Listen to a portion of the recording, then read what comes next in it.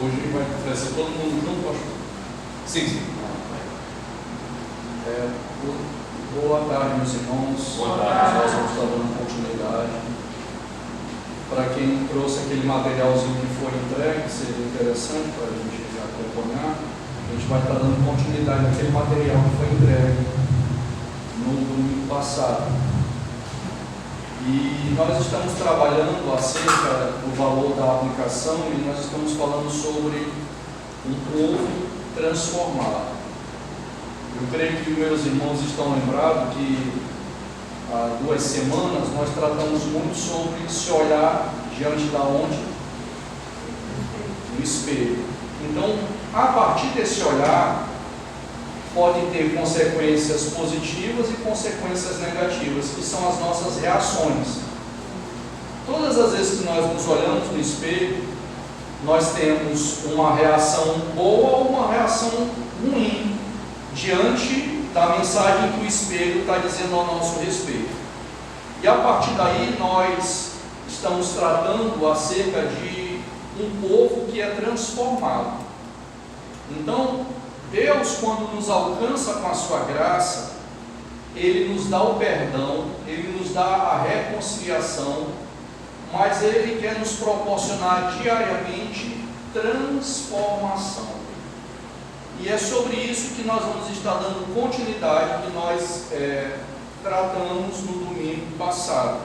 E só recapitulando, nós trabalhamos o texto de Efésios 2:10, e lá nesse texto, eu creio que os meus irmãos estão lembrados que nós trabalhamos 2 expressões: feitura de Deus, que em algumas versões, como a NVI, a Nova Versão Internacional, está a criação de Deus, que está relacionado a essa obra da regeneração, que nós somos recriados por Deus em Cristo, feito uma nova criação, que em algumas versões está nova criatura, mas a ideia de uma nova criação, e que essa feitura está relacionada com um artesão que faz algo com as suas mãos para um propósito. E aí nós colocamos lá um esquemazinho de que nós somos feitura, e essa feitura ela é uma obra-prima, e nós falamos que todo aquele que é alcançado pela graça, por ser uma criação de Deus em Cristo, essa feitura é uma obra-prima de Deus, só que não para por aí. O texto de Efésios 2:10 está falando de que há uma beleza naquilo que o artesão faz, mas o propósito não é em si mesmo, é para uma função, para uma funcionalidade. É o que Paulo trabalha no capítulo 4 em Efésios, sobre o aperfeiçoamento dos santos. Por isso que é impossível um cristão experimentar a vontade de Deus após ser alcançado pela graça sozinho, tipo uma ilha. É muito difícil, porque ele vai navegar na contramão de propostas bíblicas dentro dessa verdade. Ele pode experimentar algumas experiências sozinhos, tudo bem, mas servir a vida toda sozinho, sem estar inserido no corpo, é antibíblico. A grande questão é que isso é antibíblico. Então, recapitulando, nós somos essa feitura de Deus, feito com beleza para um propósito. E isso, quando nós trabalhamos no domingo passado, nós falamos a fim de encorajar a cada um dos jovens, homens, mulheres, a buscarmos discernir em Deus,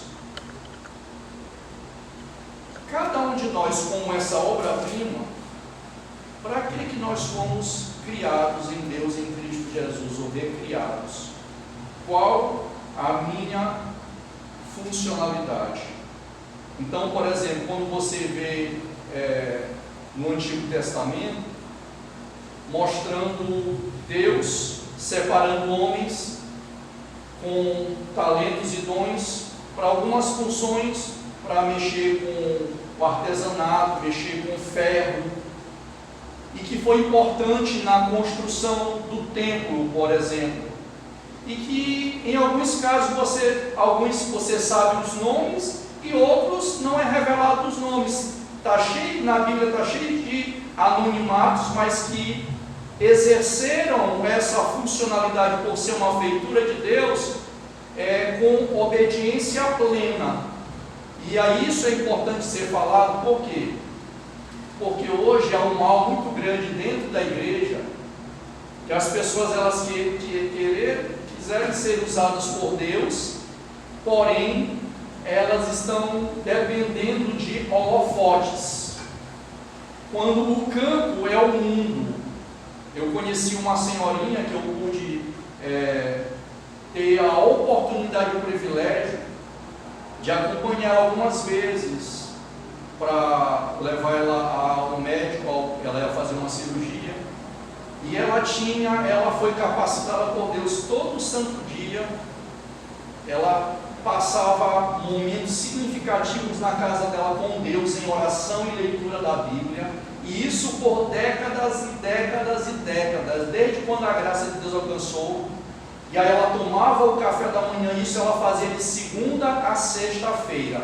Essa senhorinha, ela era uma anonimata dentro da igreja onde eu me congregava, mas ela tinha uma prestação de serviço dentro do reino de Deus, aos olhos de Deus, significativamente importante, mas que não era visto pelos holofotes, e ela nunca subiu no púlpito. Sabe qual era, irmãos? De segunda a sexta ela se relacionava de 2 a 3 pessoas e ela visitava na igreja dela, e lá ela fazia devocional. E eu acho que, como ela desenvolveu isso por muito tempo, eu acho que teve repeteco nesse ministério de visitação. E era uma igreja significativamente, na época, com mais de 100 pessoas, mais ou menos, chegava aproximadamente isso. Então, nesse sentido que Deus está nos chamando para nós percebermos no nosso cotidiano a maneira como Ele está sinalizando e que Ele quer usar você nos pequenos detalhes do nosso dia a dia e que às vezes passam batido. Entende? Coisas que parecem ser insignificantes, mas que aos olhos de Deus Ele cria situações para que eu e você percebamos que nós somos essa feitura de Deus para essa função, essas boas obras, ok? E aí nós falamos também de que quando uma ferramenta ela é criada, inclusive, pastor, no meio pentecostal eles gostam muito de usar essa expressão, fulano é uma ferramenta, né? Se você já ouviu, né?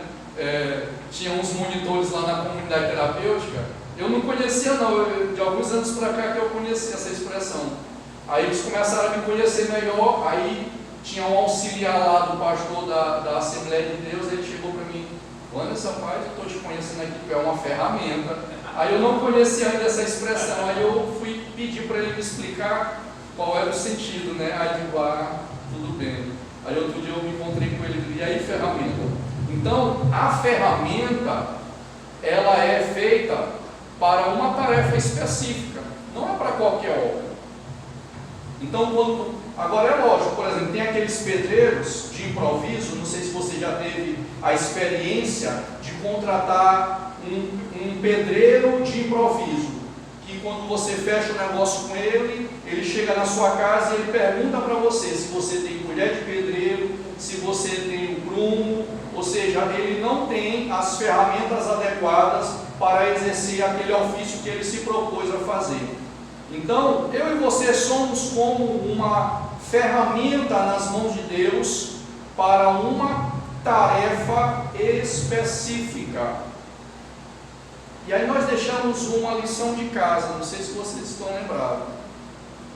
Quais são essas tarefas específicas ou boas obras que Deus tem chamado você? Alguém aqui conseguiu responder? Que está no material de você, está bem aqui no finalzinho da primeira página. Quais são as boas obras para a qual você foi criado em Cristo Jesus? Mas rapidamente, antes para nós passarmos para outra parte, aonde nós vamos dar continuidade, aí se o pastor quiser também dar a sua contribuição, Natan, todos aqui presentes. Qual é a tarefa específica que você tem percebido no seu cotidiano, no seu ordinário, no seu dia a dia, que Deus tem, que parece ser insignificante aos olhos dos homens, mas aos olhos de Deus não, e que Deus tem chamado você? Você já parou para discernir isso? O pastor André quer dar um exemplo? Normalmente são as coisas mais próximas a gente, onde Deus tem nos colocado. Então, por exemplo, se eu sou pai de família, onde eu preciso honrar e glorificar a Deus, principalmente sendo pai de família e exercendo essa função. Não é glamouroso, não ganhar medalha por isso, mas aplausos, às vezes nem nos filhos, dependendo das decisões. É verdade. Mas é isso. Se você é jovem, glorificando a Deus como sendo um bom filho, se aplicando às coisas que você tem que fazer. Se você é esposa, então sendo uma boa esposa, sendo uma boa mãe, aprendendo e vivenciando o que a palavra de Deus diz, ser submissa, todas essas, e com certeza é contramão do mundo de hoje, como todas essas outras coisas, mas tudo aí assim, não são coisas que vão te dar holofotes, mas são essenciais, hiper essenciais. Mas alguém quer dar um exemplo da sua vida, o que você tem percebido que Deus tem falado ao seu coração no teu dia a dia e que tem chamado você para essa tarefa específica e que não o pastor usou uma palavra muito interessante, que não tem glamour nenhum.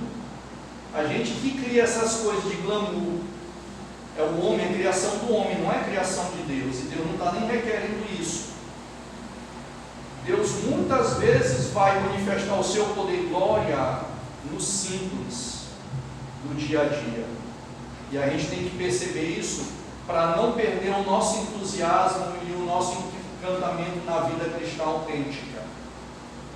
Sabe uma coisa que às vezes a gente é martelado muito aqui pelo pastor André, no dia a dia na vida da Igreja Ebenezer, e que Deus tem nos chamado diariamente para uma tarefa específica e que parece que às vezes a gente consegue desenvolver, outra não, é o nosso devocional com Deus. É o beabazinho que às vezes a gente acha que é tão infantil, mas é a base que vai sustentar a nossa fé diariamente. É aquele tempo significativo com Deus que você vai reservar para ouvir a voz do seu bom pastor e ser guiado diante daquele dia de tantos desafios, de tantas tarefas para ser feitas naquele dia, de tantas coisas para se resolver, e que às vezes a gente quer resolver com a nossa própria força, com a nossa própria capacidade, onde você vai derramar o seu coração diante de Deus. E muitas vezes nesse devocional o Espírito de Deus aplica a palavra redirecionando a tua vida naquele dia, antes mesmo de você começar a dar o primeiro passo. Nunca aconteceu com você de você fazer o seu devocional e você já está com a sua agenda toda prontinha aqui, e naquele devocional o Espírito Santo falar com você e dizer: olha, a tua agenda, eu sei, ele falando contigo naquele momento, tua agenda já está toda prontinha, mas eu vou interrompê-la bem que é assim, ó. Ela vai ficar para um terceiro, um segundo plano, um quarto plano. E isso é uma forma de nos quebrar, porque às vezes parece que a gente quer estar o tempo todo no controle da situação. E esse momento, esse chamado para essa tarefa específica é a mais importante de todas. É onde a gente aquieta o nosso coração para ouvir a voz de Deus por meio da sua palavra, e aí a partir daí nós vamos desenvolver o nosso dia a dia. Porque porque às vezes a gente pensa assim, Deus, eu vou te servir, mas eu vou te servir nos meus termos, seguindo minha agenda. E o Espírito Santo tem a forma de nos tirar essa ideia. Voltando, eu peço que vocês abram novamente, a gente vai voltar para o mesmo texto, Efésios capítulo 2, versículo 10. Só que agora nós vamos trabalhar uma outra expressão muito interessante, a terceira expressão.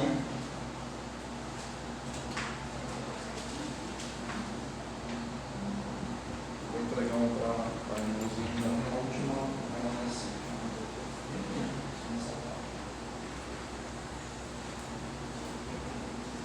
Alguém pode ler Efésios 2:10, capítulo 2, versículo 10. Porque somos criação de Deus, realizada em Cristo Jesus, para fazermos boas obras, as quais Deus preparou para nós as praticar. Ok. Em algumas versões fala para que andássemos nela. Na versão que a irmã leu, para que praticar, porque andar, nesse sentido aqui, está relacionado a uma prática, está relacionado a um direcionamento. É interessante que eu estou lendo, eu gosto muito do livro dos Reis. Por quê? Porque eu sou fascinado por sublinhar algumas expressões lá. Por exemplo, aparece mais a seguinte expressão: e fez o que era reprovado pelo Senhor. Isso vai aparecer significativamente, de vez em quando, muito raro, fez o que aprova ao Senhor. 1 ou 2 reis, talvez 3, aparece isso. Mas o que é interessante é que quando, tanto para a questão positiva quanto negativa, surge uma outra expressão também: e andou nos caminhos dos seus pais. E andou. E aqui o texto vai falar que nós somos feituras de Deus, ou seja, a criação de Deus em Cristo Jesus para as boas obras, para que de antemão andássemos nela, ou praticarmos, como está na versão da irmã. Andássemos, nós vamos ficar com a expressão andar. Então você vai perceber, principalmente em 1 e 2 Reis, que vai aparecer volta e meia essa expressão: e andava no caminho dos seus pais. E aí eu pergunto, por que aparece essa expressão e andava? O que significa esse andar no caminho dos seus pais? Alguém tem uma ideia?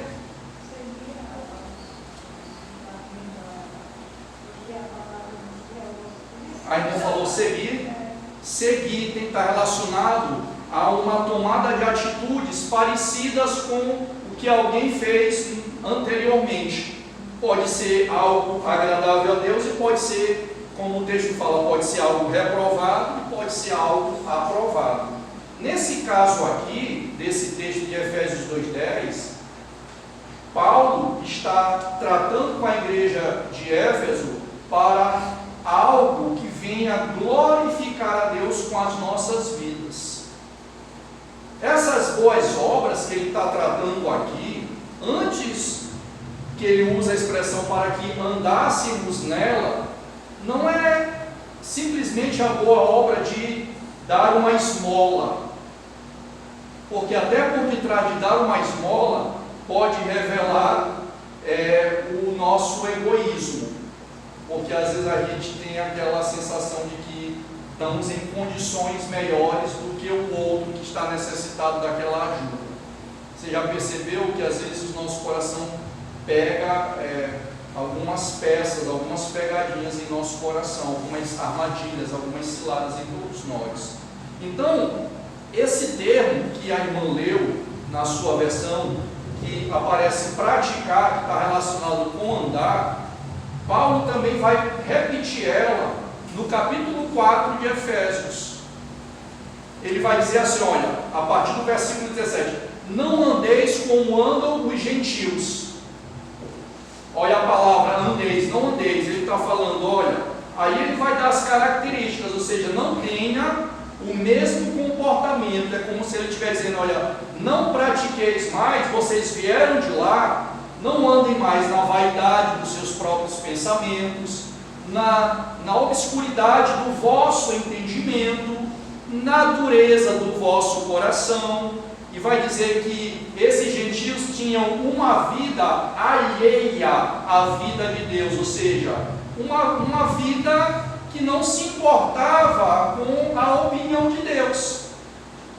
Irmão, só se importa com a opinião de Deus quem é alcançado pela graça.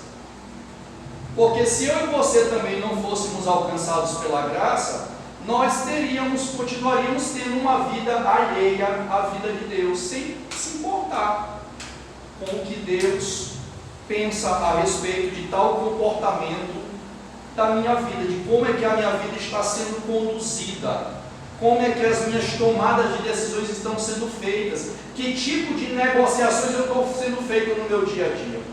Se tem uma das coisas que eu me preocupo muito, são as minhas negociações que eu faço no dia a dia. Porque nós temos uma capacidade, quando é para levar vantagem, a gente vibra que é de Deus. Não é verdade? E às vezes não é nada de Deus, é só a nossa vontade, a nossa carnalidade de receber vantagem. E aí a gente atropela as Escrituras. Aí não importa o que Deus pensa, a gente burla de alguma forma zelosa, entre aspas, determinado texto para poder dar continuidade naquela negociação. E a gente tem que ter muito cuidado. Uma certa vez, uma diretora da escola assumiu, o novo prefeito ganhou, e ela me chamou e ela disse: vamos. E eu nunca falei isso nada para ela, e nem estava passando isso no meu coração. Ela disse: eu vou te indicar para ser o gestor adjunto. Eu nem orei, irmãos. Eu nem orei, digo: não faça isso não, sair, eu não quero isso para a minha vida. Por quê? Porque eu percebi que todos os gestores no município onde eu trabalho é um faz de conta. Entende? É um faz de conta, por quê? Porque eles tudinho são cabo eleitoral. Não escapa um. E eu ia ser só mais um na jogada. Entende? Então eu digo: não, eu não vou nem entrar, isso não dá para mim. Isso não dá para mim. Então a gente tem que ter esse discernimento, porque às vezes, antes de você entrar, busque logo discernir, porque depois que você entrar, fica mais difícil de sair. Principalmente quando você começa a receber vantagens financeiras, porque eu iria receber muita vantagem financeira. Só para vocês terem uma ideia, há um esquema que eles recebem um valor X no contra-cheque, mas chega só 60% na mão dos gestores. É a famosa rachadinha que a gente vê tanto no Jornal Nacional. A rachadinha tem aqui também no Maranhão.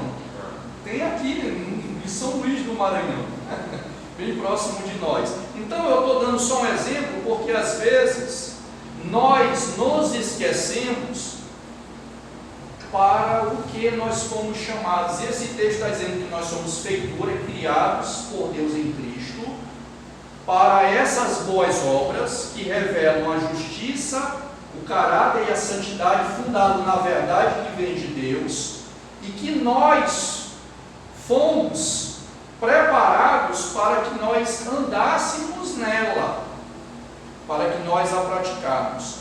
Aí eu peço que você abra agora, lá em Efésios capítulo 4, versículo 22 ao 24, o mesmo livro de Efésios, capítulo 4, versos 22 e 24. Quem encontrar e gostar de fazer a leitura, fique à vontade. No sentido de que, quanto ao trato passado, vós despojeis do velho homem, que se corrompe segundo as concupiscências do engano, e vos renoveis do espírito do vosso entendimento, e vos revestais do novo homem, criado segundo Deus, em justiça e retidão, procedentes à verdade. Então percebam que tem algumas expressões aqui muito interessantes para nós frisarmos. Primeiro, ele chama a atenção: olha, quanto à maneira antiga de viver, vocês que foram ensinados a se despir do velho homem, e que se corrompe por desejos enganosos, aí ele vai dizer, olha, isso precisa ser renovado na maneira de vocês pensar. Agora, irmãos, como é que a gente vai ter uma mente renovada se a gente não muda o que coloca na nossa mente? O que tem sido colocado? O que nós estamos nos expondo para que a nossa mente seja renovada? Eu falo muito para os meninos lá na comunidade terapêutica, quando eu dou aula. Lá tem uma expressão que a gente usa, papo de ativa. O que é o papo de ativa? Lá eles estão sem a substância química, mas a conversa de alguns, eles estão desejosos, e às vezes o corpo, a mente, em conexão com o corpo, experimenta, é impressionante, alguns efeitos como se estivesse usando a substância, mas sem usar. Isso é o papo da ativa. Às vezes tem gente que está dentro da igreja e que não se alimenta da palavra de Deus diariamente, está se alimentando de outras fontes, está abandonando o manancial das águas vivas e cavando cisternas rotas, as quais as águas não podem mais reter, que representa outras fontes que não é o próprio Deus, que é o manancial. Ele usa o manancial falando de Deus, e as cisternas rotas é aquilo que não tem a capacidade que nos proporciona ilusão. Então, o que nós estamos nos expondo que não nos leva a nenhum tipo de crescimento, não nos leva a nenhum tipo de amadurecimento, e muito menos, como o texto fala, a experimentar uma renovação da nossa mente? Porque nós só vamos vencer as nossas batalhas, principalmente a da carne, quando a nossa mente ela passa por esse processo de renovação. Então nós precisamos trabalhar isso. E muitas das vezes lá, com esse papo de ativa, eles desistem do tratamento, porque eles não aguentam, eles começam a dar combustível para a saudade deles, e aí eles desistem do tratamento e vão. Então, às vezes, você precisa se perguntar o que você está se expondo no seu dia a dia. Qual é o conteúdo dos filmes que você está assistindo? O que você tem conversado nas suas redes sociais? Eu digo isso, irmãos, não para trazer condenação e nem peso para nenhum dos irmãos, mas é porque às vezes a gente ora de uma forma e se comporta de outra, esperando um resultado agradável. Albert Einstein que dizia que a das maiores insanidades que existem é você ter os mesmos comportamentos esperando resultados diferenciados. Então às vezes a gente está orando, Senhor, me dê uma mente renovada, mas aí eu me exponho a tudo aquilo que é contrário, que vai me proporcionar uma mente renovada. E aí é por isso que às vezes, talvez, eu não estou me alegrando em Cristo, não estou tendo aquela paixão por Cristo, aquela alegria em servir a Cristo, em servir ao meu próximo para a glória de Deus. Vai perdendo essa paixão, esse entusiasmo. Então ele fala sobre essa questão de uma mente renovada no modo de pensar.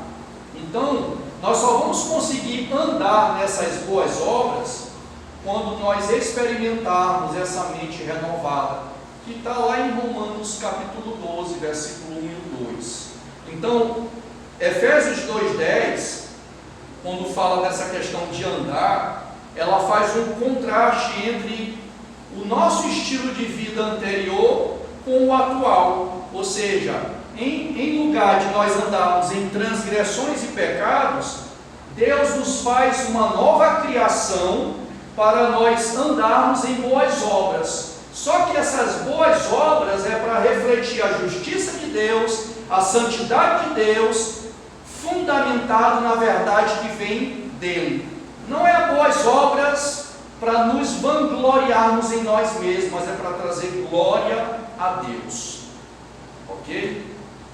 Então é importante nós nos atentarmos. Nós fomos chamados para andarmos nessas boas obras. E essas boas obras começam dentro da nossa casa ao acordar. A maneira como que você prioriza logo no seu começo do dia, ela tem um grande fator preponderante de determinar para onde você vai trilhar o restante dele. Vocês concordam com isso? E como eu falei alguns domingos atrás, eu tenho travado uma guerra e graças a Deus, Deus tem me dado graça. Eu já tenho alguns meses que eu, ao acordar, eu esqueço que eu tenho celular. Isso é um vício, irmãos, pior que o crack. Entende? E não estou aqui para julgar ninguém, não. Quanto não é fácil, quanto, às vezes eu fico em casa me perguntando como foi que isso aconteceu, que eu fiquei tão refém disso.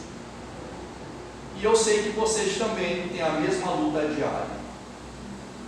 E que parece ser tão inofensiva. Na hora que você faz isso, irmãos, olha o famoso movimento, ó. E olha, adeus devocional. Já foi. Uma coisa, um abismo vai chamando outro abismo. Aquilo que era para ser 30 segundos, tu passa meia hora lá antes de tomar o teu café. Era meia hora do teu devocional. Entende? Era os 30 minutinhos do teu devocional. Aí depois você passava o dedinho lá no celular. Sem problema não, já estava blindado com a palavra. Entendendo? Bem direcionado, o Espírito Santo já tinha aplicado o texto ali na tua mente, no teu coração. É outra direção, é uma outra forma de ver aquele dia.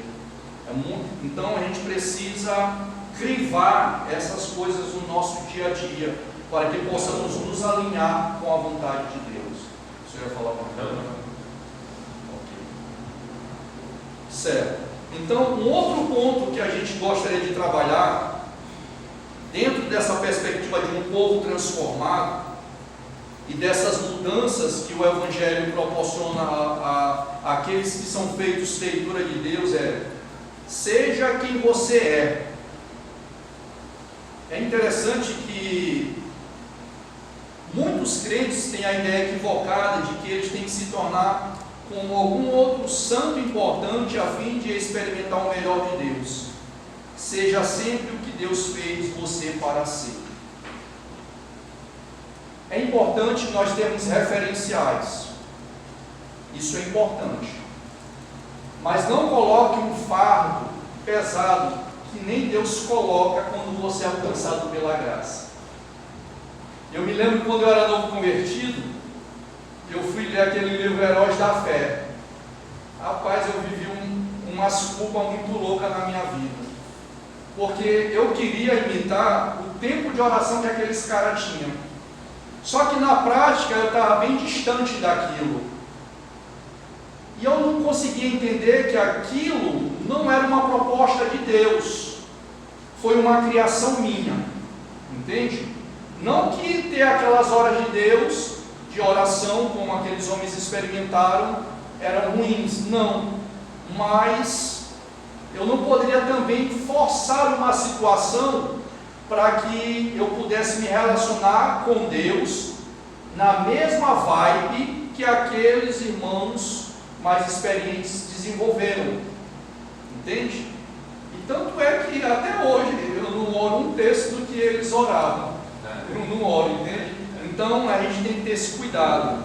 Uma outra coisa que a gente percebe em alguns arraiais é que as pessoas começam a imitar tipos de oração de outros homens mais experientes e não desenvolve a sua intimidade com Deus.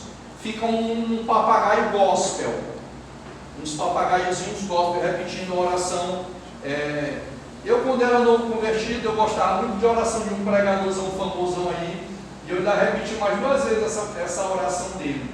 Mas seja quem você é, É interessante, abra rapidinho em Romanos 12,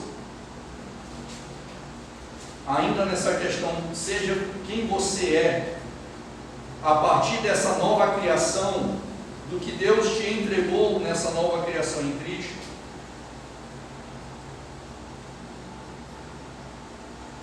Romanos 12, versículo 3, que diz assim, por isso, pela graça que me foi dada, digo a todos vocês, ninguém tenha de si mesmo um conceito mais elevado do que deve ter, mas ao contrário, tenha um conceito equilibrado, de acordo com a medida da fé que Deus lhe concedeu. Por que isso é importante, esse tópico dentro dessa temática? Seja quem você é, porque você vai andar na medida da fé que Deus deu a você, e você vai desenvolver para um propósito pelo qual Deus chamou você. Você não vai apenas imitar nenhum referencial ou ícone gospel, e aí o fardo vai ficar mais leve. Quando eu entendi isso, o meu fardo ficou mais leve. Entende? Então, mas o que isso muda? Nós vamos, por exemplo, em 2 Coríntios 5,17. Abra lá em 2 Coríntios 5,17. É um texto bem conhecido. E que, quando eu lia esse texto, eu tinha algumas dificuldades a interpretar esse texto, ou eu interpretava erradamente esse texto. 2 Coríntios 5,17. Quem pode ler? E assim, se alguém está em Cristo, é nova criatura. As coisas antigas já passaram. Eis que se fizeram novas. Eis que se fizeram novas. Tem uma versão que no finalzinho diz, eis que tudo se fez novo. Talvez seja por causa dessa expressão, tudo se fez novo, que eu criei uma confusão dentro da minha cabeça. E qual era a confusão? Porque quando eu olhava a expressão, eis que tudo se fez novo, e olhava para a minha vida, que ainda não estava aquém da vontade de Deus, eu entrava em parafuso, em conflito, por causa do tudo que se fez novo, e minha vida não estava em harmonia ainda com a vontade de Deus. Então era como se eu fosse uma farsa, eu me sentia uma farsa. Quando eu era novo na fé, que eu li esse texto aqui, por eu não compreender corretamente, e na época eu não ter visto ninguém explicando ele, assim, Deus ter usado alguém para me explicar ele naquele período, ele gerou essa problemática, esse conflito dentro de mim. Mas aí, quando ao passar dos anos, eu comecei a compreender, porque essa passagem parece sugerir uma transformação completa e total. Mas é isso que está sugerindo? E por que ainda não experimentamos, então, se é isso que o texto está sugerindo? Por que ainda não experimentamos no nosso dia a dia essa transformação que é completa e total? Que nós sabemos que vai acontecer quando nós recebemos corpos incorruptíveis. Aí sim. Mas nós temos que entender que quando Cristo nos alcançou, nós fomos libertos do poder e do domínio do pecado, não da presença dele, que é manifesta em nossos corpos mortais. Então isso precisa ficar claro em nós, e a partir daí nós vamos estar experimentando esses conflitos entre fazer a vontade de Deus e fazer a nossa própria vontade. É interessante que Paulo,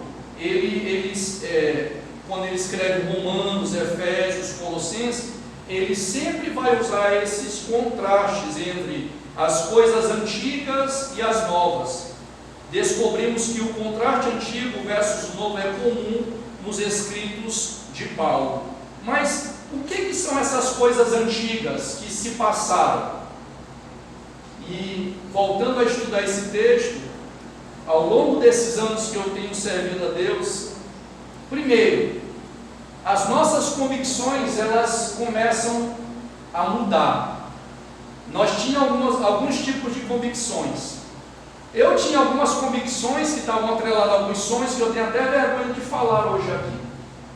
E que não falo até hoje. Olha que eu estou quase há 25 anos, eu não falo que é muito vergonhoso. Eu não falo para ninguém, eu falo só para Deus. Porque é muito fora da casinha. E aí quando a graça de Deus me alcança, isso foi tudo para o ralo, foi tudo para o lixo. Novas convicções, então guarde isso. As coisas antigas, as convicções velhas foram embora. Novas convicções. Quando vem essas novas convicções, nós passamos a abraçar o quê? Novos valores. Novos valores na nossa vida. E é por isso que o mundo não vai nos entender. É por isso que o mundo não vai entender, por exemplo, um jovem que quer preservar o quê? A sua virgindade. Ele vai odiar isso, porque as convicções dele é de um homem não regenerado. Quando Paulo fala dessa criação de Deus em Cristo, ele está falando dessa regeneração que é uma espécie de uma nova criação. Ele cria algo que é inexistente em nós, que ele compartilha da sua natureza conosco para poder termos um poder, uma habilitação para dizer não à nossa própria vontade e a vontade de Deus ser estabelecida na nossa vida. Então, convicções, valores, e isso vai determinar o nosso comportamento e vai gerar um novo propósito de vida, que é o que ele fala em Efésios 2:10. Somos feitura de Deus em Cristo Jesus para as boas obras, e elas foram feitas para que andássemos nela de antemão. É interessante que o que acontece quando alguém fala sobre o Evangelho e essa pessoa responde em fé e elas se voltam para Cristo? Primeiro, ela se torna uma nova criação, que é falada em Efésios 2:10 e 2 Coríntios 5:17, e uma transformação acontece. Só que a transformação ainda não é total e completa. É por isso que volta e meia tem pessoas que são cristãs verdadeiras e que por terem esse conflito acham que não são cristãs. Uma certa vez, Augusto Nicodemos, ele tem esqueci o nome do podcast dele, que são perguntas e respostas rápidas. E ele recebeu uma pergunta, e a pergunta era a seguinte: Pastor Augusto Nicodemos, eu estou preocupado com a minha vida. Era um jovem que estava perguntando, porque a pergunta estava, ele estava preocupado se ele tinha blasfemado contra o Espírito Santo. E aí na pergunta lá já deixava bem claro que aquele jovem era um cristão autêntico e que estava vivendo um conflito e estava se achando uma farsa diante de Deus.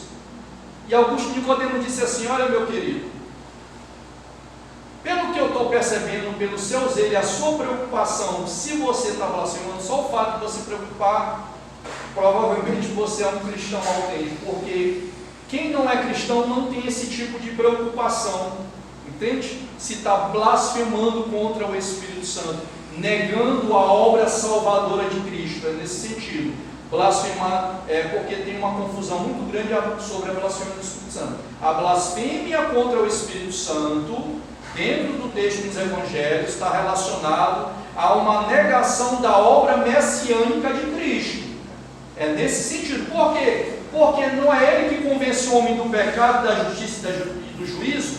Não é Ele que nos convence para recebermos a graça redentora e salvadora de Cristo. É nesse sentido que é uma blasfêmia contra o Espírito Santo. Então, às vezes, nós sofremos esse conflito. E isso vai acontecer na vida de todo cristão, porque ainda não experimentamos essa transformação completa. E para encerrar, eu quero trazer uma lista. O que é essa tal transformação? E isso vai ajudar você que é jovem, homem ou mulher, quando você passar por esse conflito, a saber lidar com uma lente mais adequada pela perspectiva das Escrituras. E isso é fenomenal para continuarmos desenvolvendo a nossa comunhão com Deus por meio de Jesus Cristo. Então, o que é essa tal transformação? A mesma pessoa que anteriormente tinha uma maneira antiga de viver, agora o que ela tem? O que é que antes ela não tinha, que agora ela tem quando a graça o alcança? Primeiro, um novo relacionamento. É interessante que na mesma carta aos Efésios fala que antes nós éramos inimigos de Deus e agora nós temos paz, nós somos amigos por meio de Cristo. Um novo relacionamento.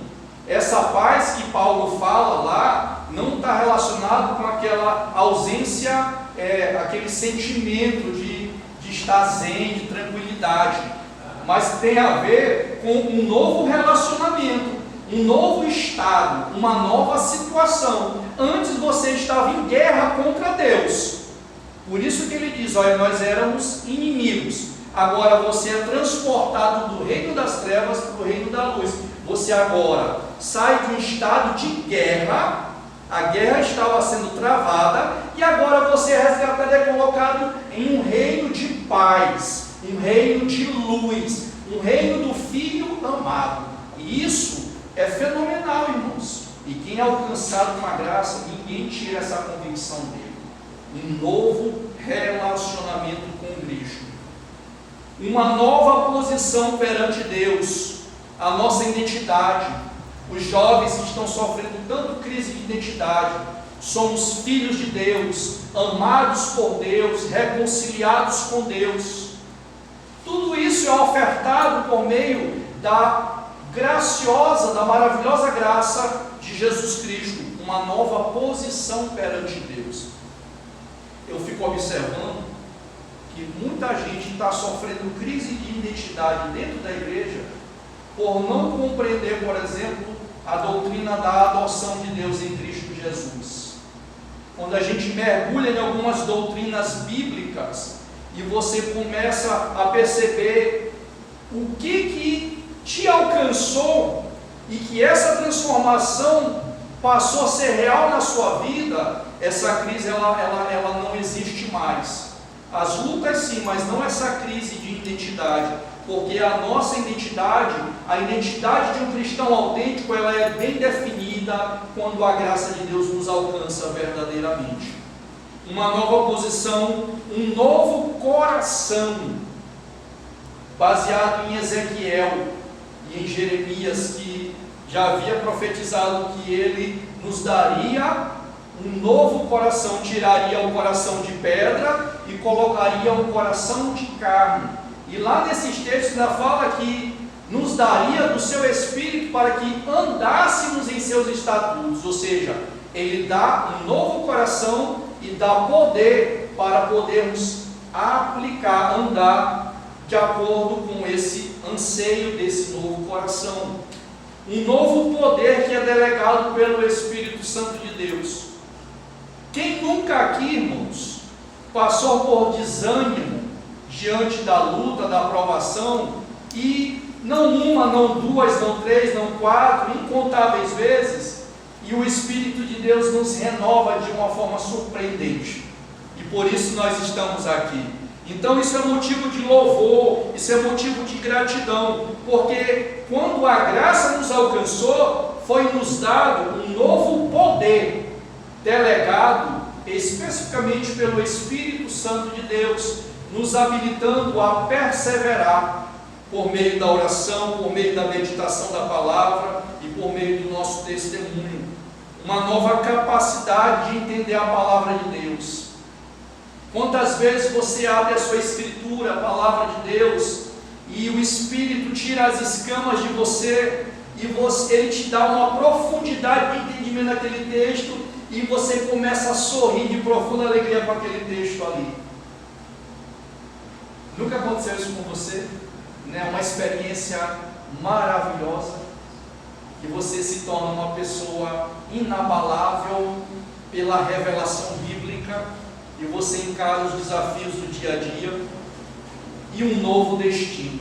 Então tudo isso está relacionado com essa nova criação, e que estamos aguardando a completude, a totalidade dessa transformação, quando nós recebemos esses corpos incorruptíveis.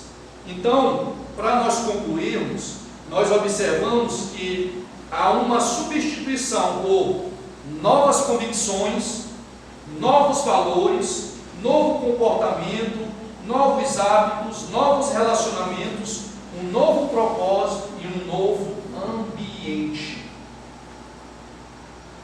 Vai chegar uma hora, principalmente para quem é jovem, quando eu saí do mundão, fui para a igreja, engraçado, as trevas é um negócio assim meio sinistro. Eu era novo convertido, o culto estava para começar na porta da igreja. De porta de igreja às vezes acontece muita coisa do inimigo, às vezes pode acontecer. E chega 2 pessoas que eu andava antigamente na bicicleta, e aí eu fui lá feliz para cumprimentá-los, né? Faltava 15 minutos para começar o culto no domingo à noite. E aí um desce do quadro da bicicleta e tira da calça dele um volumão assim com muita droga e diz: e aí, Vanderson, vamos lá? A única reação que eu tive, eu saí correndo e fui para o primeiro banco da igreja, e o meu coração ficou acelerado. Passou uma meia hora e eles foram embora. Por que eu estou falando isso? Porque aqui no estudo, na finalização, fala de novo ambiente, novos vínculos.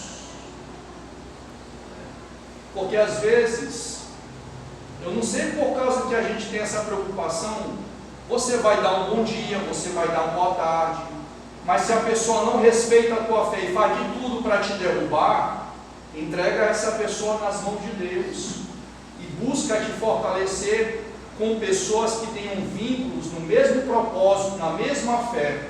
Você não vai menosprezar ninguém na sociedade, não é isso, mas você vai se preservar no amor e na graça de Jesus, porque muitos nessa conversa fiada perdem a força e ao invés de influenciar, acaba sendo influenciado e vai embora no bar para o mundão. Para encerrar, um rapaz que saiu da comunidade e saiu dizendo que Deus havia falado com ele e disse que agora ele ia evangelizar. Parecia algo muito bonito. E aí ele foi evangelizar nas bocas de fumo. Na primeira boca de fumo que ele foi evangelizar, na primeira boca, quando ele chegou, o corpo dele começou a tremer logo, porque ele se lembrou do ambiente. As fotografias da memória recordou o antigo estilo de vida dele, e ele não estava preparado para aquela missão árdua. A Bíblia dele ficou logo lá na boca de fumo, e aí ele se encheu de pedra de crack. Então, além das novas convicções, novos valores, nova direção, novo propósito, novos relacionamentos e um novo ambiente. Isso é importante. E um novo destino. Amém? Amém? Que Deus assim nos abençoe ricamente em Cristo Jesus. Agora é a hora do intervalo. Intervalo, sim.